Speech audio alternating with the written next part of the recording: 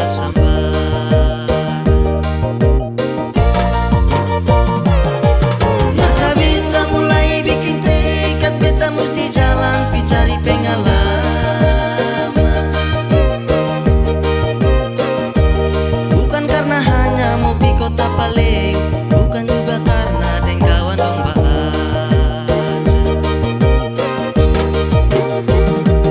Hanya dengan niat beta meveka jalan pi merantau di Kalimantan. Hingga me kampung deng banyak cerita, asli bikin beta kok tambah semangat.